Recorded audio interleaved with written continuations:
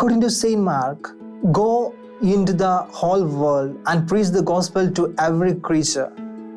Here, the missionary spirit, Bishop Matthew Remigio Adam, Good Shepherd of Wow Diocese in Sudan, is the special guest today. He is the comforter of the afflicted as the Lord Christ. Under the leadership of Bishop Remigio, many activities are done for the people in the Sudan, especially for the poor and abandoned. Let us warmly welcome Bishop Remigio to this Shekinah exclusive program. Welcome, Bishop. Can you share about your pastoral ministry in your diocese? Thank you very much, my friends in the studio, for inviting me this morning to share with you my pastoral experience or my ministry experience in South Sudan. I'm a Bishop Matthew Remigio Adam, a Catholic bishop of the Catholic Diocese of Wow in South Sudan. The Catholic Diocese of Wow in South Sudan is the biggest diocese in the country, in South Sudan, and is more populated and is the Catholic diocese, in the sense that the majority are Catholics in the diocese. I have more than 4 million. Before it was 3.7 Catholics, but now with the war in South Sudan, so many have returned back to the diocese. So I am almost 4 million catechists in South Sudan, in the diocese. I have more than 25 parishes, not many, due to the lack of personnel that I will explain later on when I come to the times of challenges. I have a good number of priests, though we are not many, but we are managing through the help of the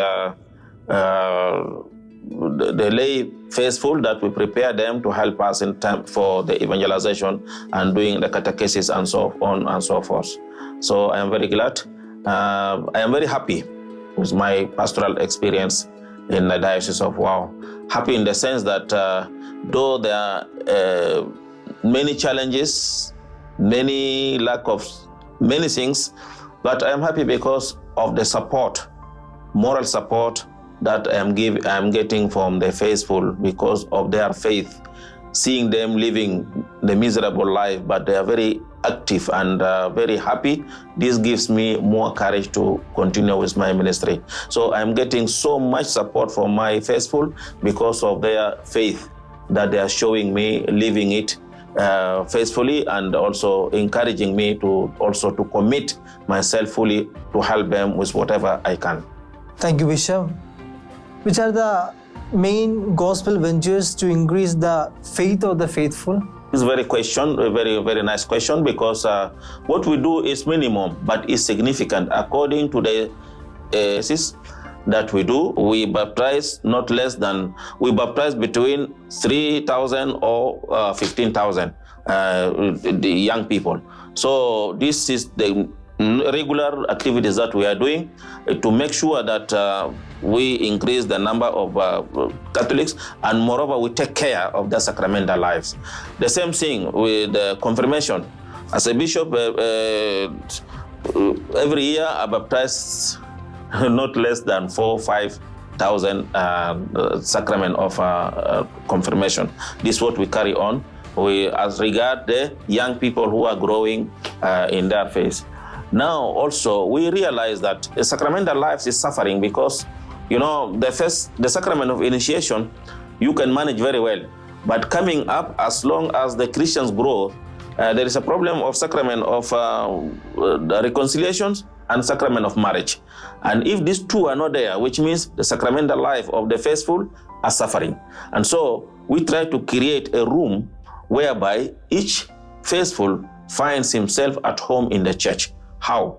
Create different groups so that everybody should feel that this is my church and I belong to this church. I am not coming just as a visitor or somebody to come and pray and go, but I have a room whereby I can exercise my faith through the activities in my group. For instance, we have a Catholic Men Association, CMA. CMA, we created for the men who are there, but they just come to pray or accompany their children to pray, but they just standing and go home as they are not, this is not their church. We say, no, this CMI, Catholic Men Association, men should come together and from different professions, according to the different capacities, politicians, armies, lawyers, whoever it is, ministers, they come together and share the word of God and to see how they can support their families, beginning from their families. So they are missionaries for their families.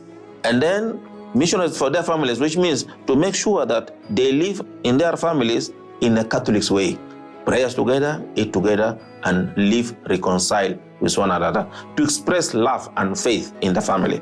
Secondly, they are the missionaries for their neighbors.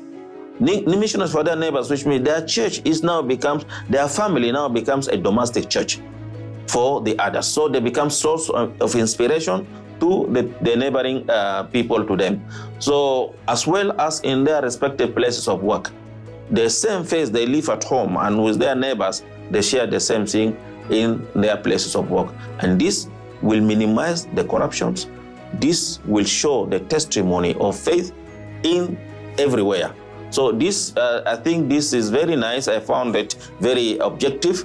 And most of them, or some of them, let us say, that are not they were a bit far from the sacraments, let us say, for Eucharist. Now they regularize their lives and they come back and receiving the Eucharist regularly. So I think this keeps the faith growth. The same thing also for Catholic Women Association, CWA. This also, they find the rooms whereby nobody should feel abandoned or feel isolated and feel as a guest in the church. And I think this goes with the teaching of the Holy Father Francis, the synod of synodality, whereby we don't leave anybody behind. We go together. We are the church, a synodal church, whereby everybody is important. Youth, young one, old ones, everybody, cripple, whatever it is, all of us, we are body of the church moving towards together. And I think this is very important, that keeps the church growing, keep the faith of the people growing in my diocese. Thank you, Bishop. What are the challenges that you are facing in your diocese? Well, as I am happy and joyful carrying on my pastoral ministry in South Sudan as a bishop in the Catholic Diocese of Wau, also I am facing some challenges. Challenges, first of all, economical challenges, because we are a country whereby we are newborn or a new nation in the world, and up to now we are seeking of how to be self-reliant and sustainable diocese. This is a great challenge for us, because we depend much on the little we get from the faithful. This is what's sustaining us so far. But as the situation of the country does not really permit the faithful to give more, because a capital for a person, a capital income for a person, it cannot reach $1. So it is less, because we are living in poverty. And this poverty affects not only the faithful, but also affects their support to the local church in order to be a self-sustainable church. This is the struggle that we are facing. It is not easy, but with the little we get from them, we are faithful to it, and we try to be transparent for whatever they give us in order to support our pastoral activities to carry on. The other challenges is the personnel, because the church the diocese is vast. As I can mention, the number of the Catholics are almost nearly 4 million, and the distance is enormous. And to reach for one parish to another one, this is really a problem, because the roads are rough, and there is no means for transportation, so means for vehicles for carrying on the pastoral work is difficult. So sometimes I use the motorbike, sometimes I go on foot in order to reach from one parish to another. So I think this is main challenges, economical and also pastoral means to reach the faithful in their respective places. Apart from this, also we have a challenge of education, because we are facing a lot of challenges. Being a new country, and we are coming from war, a civil war that lasts for many years. So we lost the education, and especially in the villages, in the rural areas, there is no education. At last, but not the least, I would like to ask you about the vocations in the diocese. Can you please explain about the vocation in the WOW diocese? Well, now, I think it is very important also to talk about the growing of the diocese in terms of the vocations and personnel. And this is very important because the vocation is linked with the education. The more there is an education and possibilities for educations, so the more you get vocations, because you cannot recruit the candidates recruit the illiteracy for vocation. They cannot do anything. So we try our best. That is why one of our priorities is evangelization and education, the second one. Education, because we believe that through education, we can do so many things. And through education, we are able to recruit the young people to respond generously to God's call. And this we are targeting every year. We are getting not less than 15 young boys who are ready to enter the seminary. We don't recruit from the minor seminary. We recruit from the O level of the country when they sit for the O level. So we recruit, as they are entering university, we recruit them to spend 1 year of spirituality with us, like an orientation course. And then after that, they join the major seminary and they carry on. So far, we are not regretting, because though we started a bit late due to the civil war, that we could not do anything during the civil war. But now there is a peace and there is a reconciliation and free movement. We are able now to retake this initiative seriously. And every year we are getting 15, 20 young people to enter the seminary. As well as the female vocations.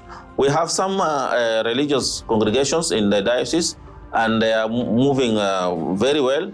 I have encouraged them and to recruit the young ladies for the different vocations and different charism and congregations. And I think every year we are seeing the number of local congregations are growing in the diocese.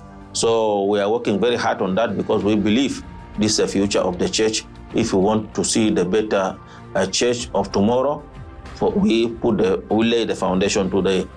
We plant the seed today, and tomorrow we shall harvest a good church and a good development in the local church.